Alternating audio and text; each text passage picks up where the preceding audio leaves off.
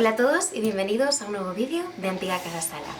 Hoy vamos a hablar de los materiales considerados como alambres en bisutería y cuáles son los principales de ellos que vamos a ver, y vamos a conocer un poquito las características de cada uno para saber cómo los podemos aplicar en cada composición y, en función de sus características, cuál es más recomendable. Todos los artículos que vamos a ir viendo en el vídeo os vamos a dejar una tarjeta en esta parte de aquí para que podáis consultarlos, ver sus características, propiedades y toda la información de cada uno de ellos. Vamos a empezar con los más maleables o los más finitos y vamos a ir progresivamente avanzando hacia los más gruesos o más grandes. Para empezar, uno de los principales materiales que vamos a ver hoy es el hilo de cobre. El hilo de cobre es este que veis aquí y es un material de origen metálico, también en el metal sería el cobre. Y como veis es un material muy fino, muy delgado y que normalmente es de 0,3 milímetros. También veremos que lo tenemos disponibles en diferentes tonos o colores y podremos escoger gran gama de tonos en función también de la aplicación que le tengamos que dar. Es un material muy fácil de trabajar, muy maleable, pero como contrapartida es bastante frágil, por lo que siempre que lo trabajemos tenemos que intentar dejarlo bien enroscado o bastante bien tejido, no únicamente que aguante de un hilo, porque probablemente con un par de gestos podría romperse. Como os comentamos, es un material que es muy fácil de trabajar y tiene mucha memoria de forma. Enseguida que nosotros hacemos un gesto, este material ya queda marcado. Como os decíamos, al ser tan flexible, a la que le damos un par de gestos en una misma dirección, este material podría debilitarse, por lo que es recomendable cortar y volver a iniciar el proceso de moldeado que estemos haciendo para evitar que sea tan frágil una vez aplicada la composición. Es un material que principalmente se utiliza en técnicas de alambrismo o también para hacer las cadenas de rosario, que serían, por ejemplo, estas cadenas que vemos aquí. Se trataría de ir insertando abalorios e ir haciendo los engarces a cada uno de los lados y, como veis, es un engarce que está trabajado, lo que significa que no es abierto, sino que tiene un pequeño enroscado en la parte del cuello del engarce. De esta manera también, como lo podemos ver aquí, queda la composición un poquito más fuerte y aumenta la resistencia del material, ya que únicamente si hiciéramos un engarce normal no sería lo suficientemente fuerte. También, como decíamos, al tratarse de un material tan maleable, nos permite hacer estructuras como las que vemos, por ejemplo, en este anillo. Como veis, aquí están engarzados todo lo que serían los diferentes tupís de cristales Swarovski y los hemos ido tejiendo con este material. Lo bueno que tiene es que nos permite deformar y acomodar todas las piezas. Como veis, por ejemplo, aquí tendríamos una de las piezas que nosotros hemos hecho. Simplemente hemos pasado el tupí y lo hemos enroscado hacia abajo para darle estructura. Como os decía, aquí conseguimos darle un poquito más de resistencia, ya que el material es bastante finito. De todos modos, como veis, podemos manualmente, ejerciendo un poquito de fuerza, acomodarlo y distribuir el anillo, por lo que es ideal a la hora de acabar de darle un poquito la forma esta más redondeada, y así conseguiríamos esta composición adaptándola también luego nosotros mismos con las manos para que quedaran todos los cristales bien distribuidos. Otro ejemplo, por ejemplo, de aplicación sería este otro pendiente. En este pendiente hemos elegido un aro básico, sencillo, y a partir del cual hemos ido enroscando todo lo que serían las piezas alrededor. En este caso, además, hemos ido combinando diferentes abalorios de cristal con una pequeña cadena. En este caso, simplemente lo hemos ido enroscando.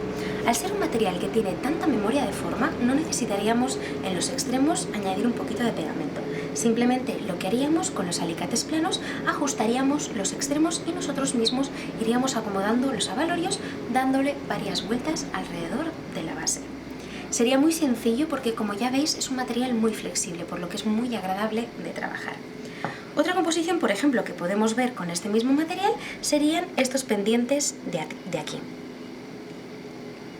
Además, si quisierais ver cómo se hacen estos pendientes paso a paso, también os podéis pasar por nuestro vídeo de ideas con Matubo, que sería con el material que está hecho este pendiente, y en ese vídeo os enseñamos a realizar estos pendientes paso a paso. Si queréis ver un poquito acerca de este material, también os vamos a dar una tarjeta aquí para que podáis consultar todos los colores o todas las características de este material. Luego ya pasaríamos a un hilo de cobre también un poquito más grueso. Sería el de 0,6, 0,5. Sigue conservando esta flexibilidad que veíamos anteriormente, pero evidentemente gana un poquito de resistencia, lo que también hará que no sea tan maleable como el anterior.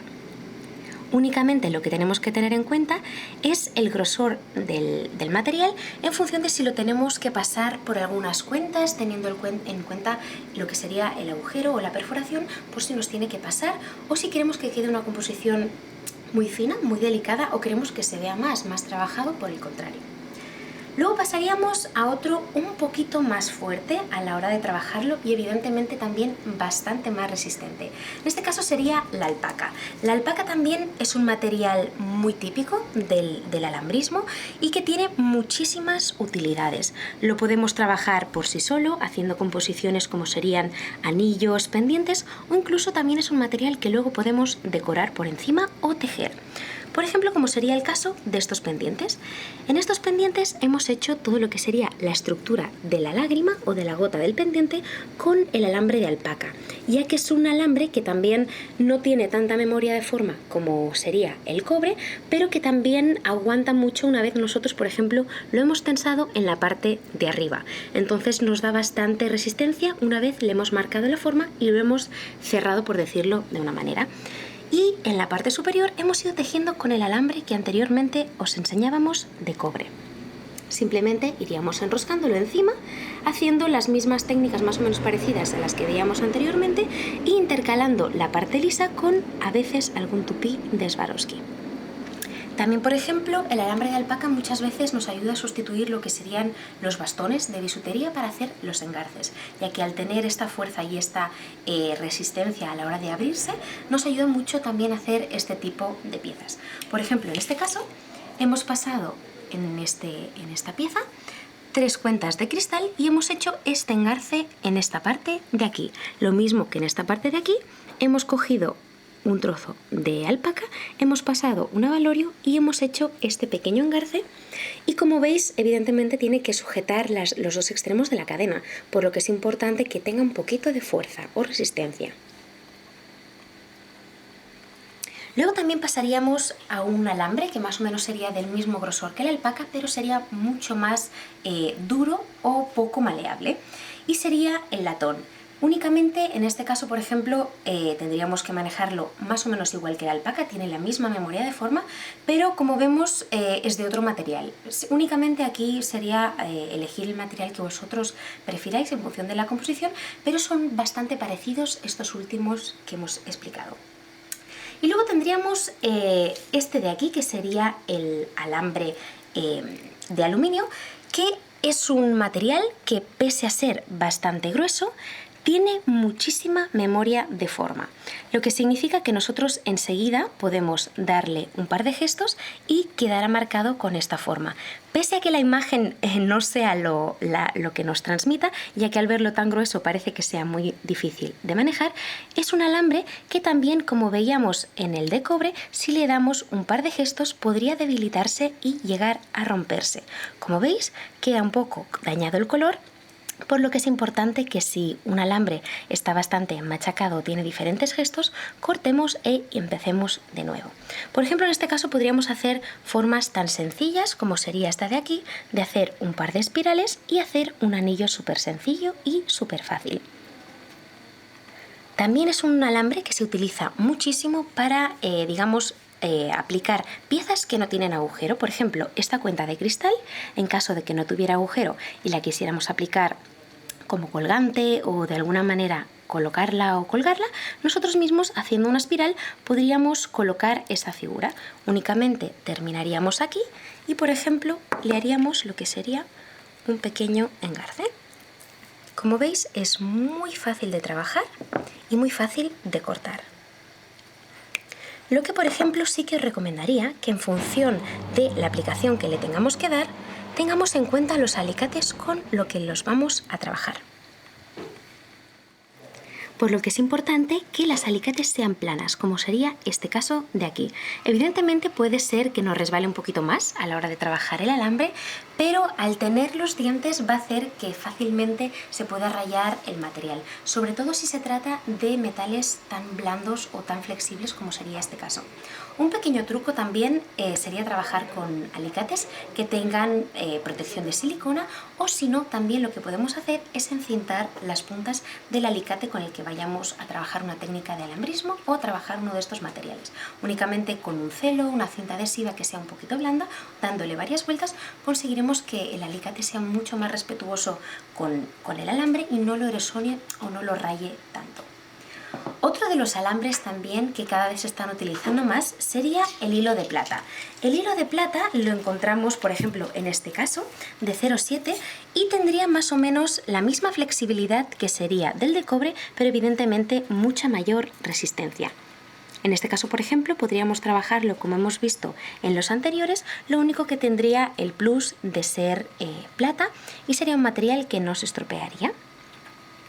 Veréis que también, al ser un material noble, es muy dócil a la hora de trabajarlo y también nos va a dar muchísimas posibilidades de aplicación. Hasta aquí tendríamos el vídeo de hoy. Esperamos que os haya gustado y que pongáis en práctica estos materiales, y ya sabéis que únicamente nos tenemos que conocer un poquito las características de los materiales para saber cuál es su mejor aplicación y elegir siempre el que sea más adecuado. Para cualquier duda o comentario también os podéis dejar en la cajita de abajo cualquier sugerencia o petición, y también si queréis estar al día de nuestros vídeos os animamos a suscribiros. Para cualquier duda también nos podéis encontrar en las redes sociales. Nos vemos en el próximo vídeo. ¡Hasta pronto!